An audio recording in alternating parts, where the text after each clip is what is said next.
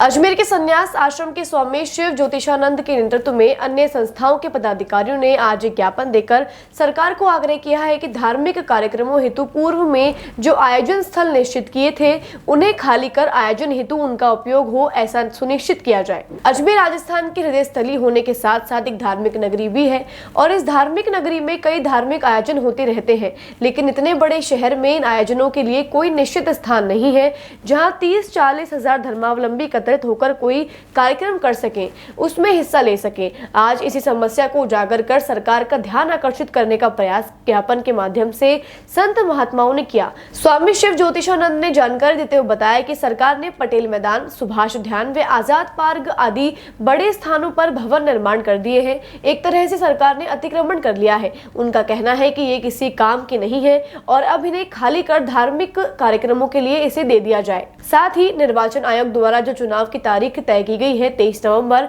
उस दिन देवउठनी एकादशी होने के चलते बड़ा अभूत सावा होता है और इसलिए विवाह आदि अधिक होते हैं, जिसका चुनाव पर असर होगा। इसलिए सरकार से आग्रह है कि चुनाव की तारीख में परिवर्तन किया जाए, जिससे सभी अपने मतों का उपयोग कर सकें।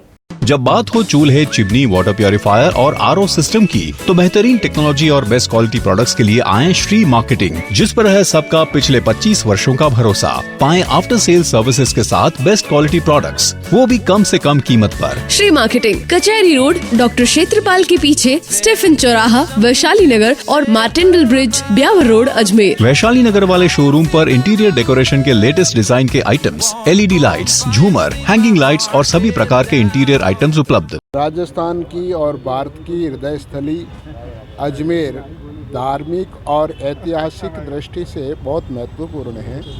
जगत पिता ब्रह्मा जी का ये एकमात्र यहाँ मंदिर है और यहाँ हमेशा कोई न कोई धार्मिक आयोजन होते रहते हैं। इस धार्मिक नगरी में आयोजन करने के कुछ स्थान निश्चित थे, लेकिन सरकार की ओर से इन सभी स्थानों पर अतिक्रमण जैसा कार्य कर लिया गया है। अतिक्रमण कहें या विकास के नाम पर जो इन सभी स्थानों को इस प्रकार से बना दिया गया कि कहीं कोई स्थान बचा नहीं। कोई भी धार्मिक आयोजन होता है तो हम धार्मिक संस्थाओं को बहुत बड़ी समस्या होती है। इसलिए हम सरकार से आग्रह कर रहे हैं, सभी अजमेर की संस्थाएं, धार्मिक संस्थाएं, कि पटेल मैदान हो, चाहे आज़ाद पार्क हो, सुभाष उद्यान हो, इन सब के ऊपर कुछ न कुछ बना करके और इस तरह का ढांचे खड़े कर दिए जो किसी भी तरह से उपयोगी नहीं है। इसलिए आज कलेक्टर साहब को ये ज्ञापन देने के लिए आए हैं कि इन स्थानों को खाली रखा जाए, जिससे कि धार्मिक और सामाजिक कार्यक्रम होते रहे। ये अजमेर की और पुष्कर की जो धरा है, पवित्र धरा है, यहाँ के धार्मिक आयोजन होते रहे, इसके लिए ज्ञापन देने के लिए आए हैं। साथ ही एक निवेदन और भी है।